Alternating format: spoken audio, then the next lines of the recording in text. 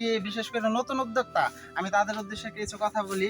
সেটা হলো যে মানুষ দেখে অনেক কিছু বলে, ঠিক আছে, কিন্তু আপনারা এই যে নার্সারির থেকে ভালো যারা নাকি প্রকৃত নিজেরা চাষ করে বা চাষি যারা নাকি বীজ রোপণ করে বা বীজ ফেলে, তাদের থেকে নিলে পরে আপনারা আরো বেশি ভালো হতে পারবে। এই জাত এই পেঁপের বীজ এবং যদি বলে আমরা পেঁপে নিবো, ঠিক আছে, তাও নিতে পারবে, কোনো সমস্যা নাই।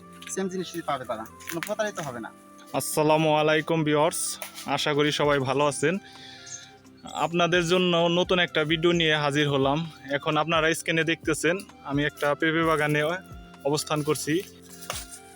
অসাধারণ ফলন এসেছে। আমি এখন এই পেঁপে বাগানের এক মালিক রয়েছে, যে পেঁপে চাষি, তার সাথে আমি এখন কথা বলবো। আসসালামু আলাইকুম ভাই। ওয়ালাইকুম আসসালাম রাহমাতুল্লাহ। ভাই ভাই কেমন আছেন? এই তো ভাই আলহামদুলিল্লাহ ভালো, আপনারা ভালো আছেন? তো আলহামদুলিল্লাহ।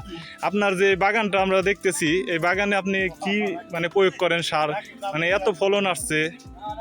ভাই আসলে হচ্ছে তো আল্লাহ পাকের ইচ্ছে, আমি তো সাধারণ একজন চাষি।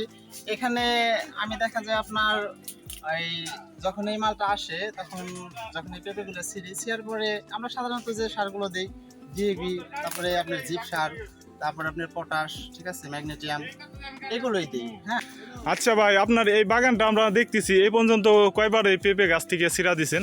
এই পর্যন্ত আমি এই বাগানে আপনার এভাবে ফুল ছিঁড়া দিছি 3বার।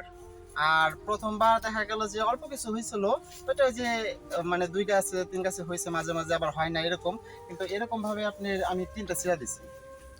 তো এই আপনি দাম কি পরিমাণ আর কি পেয়েছেন? আপনার কি এই বাগান থেকে আপনি লাভবান হয়েছেন কিনা জানাবেন। আসলে ভাই এই বাগান থেকে এখনো লাভবান হওয়া যায় না, এত ফলন থাকাকালীন ওই বাগান থেকে লাভবান এই জন্য হওয়া যায়নি এখনো, কারণ 3টা ছিঁড়া দিছি।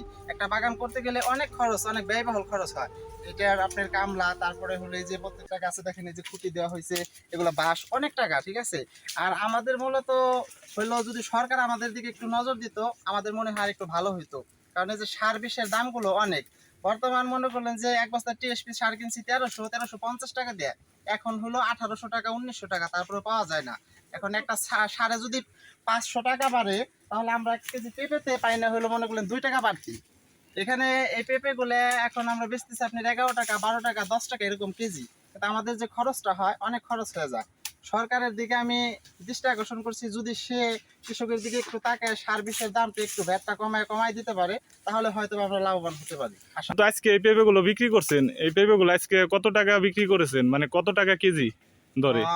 এখন যে বিক্রি হয়েছে এই পেঁপেটা বিক্রি হয়েছে হলো 12 টাকা কেজি। তো আজকে আপনাদের এই বাগান থেকে কি পরিমাণ, কত মন পেঁপে হতে পারে? আশা করি আজকে টোটাল যে আমার যে এখানে 60 বিঘা জমি, 60 বিঘা জমি আছে, 2 বিঘা, তো এখানে আপনার ম্যাক্সিমাম 5000 কেজি মাল হতে পারে, 5000 বা তার প্লাস। 10-15 দিন পর পর এরকম হয়। আচ্ছা ভাই, অসংখ্য ধন্যবাদ, আপনার সাথে কথা বলে ভালো লাগলো। ভালো থাকবেন। আচ্ছা, আপনারা ভালো থাকবেন, সবাই সুস্থ থাকবেন। আর যারা নাকি বিশেষ করে নতুন উদ্যোক্তা, আমি তাদের উদ্দেশ্যে কিছু কথা বলি। সেটা হলো যে মানুষ দেখে অনেক কিছু বলে, ঠিক আছে, কিন্তু আপনারা এই যে নার্সারির থেকে ভালো যারা নাকি প্রকৃত নিজেরা চাষ করে বা চাষি যারা নাকি বীজ রোপণ করে বা বীজ ফেলে, তাদের থেকে নিলে পরে আপনারা আরো বেশি ভালো হতে পারবেন। কারণ অনেকেই আছে যে এই যে টপলেরি এই সেই ওই পেঁপেগুলো জাস্ট ওইখানে ভিডিওতেই দেখায়, ঠিক আছে, আসলে এরকম হয় না। আর আমার ক্ষেতটা পুরো ক্ষেত দেখেন, এই যে একটা পেঁপের সাইজ বা পেঁপে এই যে গাছগুলো আছে, এরকম কখনোই হয় না। আচ্ছা, আরেকটা কথা আপনার কাছ থেকে জানি, আমার মানে ভিউয়ার্স যারা আছে, তারা যদি পেঁপে চাষ করতে চায়, যদি আপনার সাথে যোগাযোগ করে, আপনি কি তাদের বীজ দিতে পারবেন না, বা চারা হ্যাঁ, বিক্রি করতে পারবেন? অবশ্যই দিতে পারবো। স্ক্রিনে দেওয়া নাম্বার থাকবে, নাম্বারে থেকে স্ক্রিনে দেওয়া নাম্বার নিয়ে আমার সাথে যোগাযোগ করে কেউ, তাহলে অবশ্যই এই জাত এই পেঁপের বীজ এবং যদি বলে আমরা পেঁপে নিব, ঠিক আছে, তাও নিতে পারবে, কোনো সমস্যা নাই। সেম জিনিসই পাবে, তারা কোনো প্রতারিত হবে না। তো আপনার এই বাগানে কয় ধরনের জাত রয়েছে? আমার এই বাগানে এক ধরনের জাতি আছে। এক ধরনের? হ্যাঁ।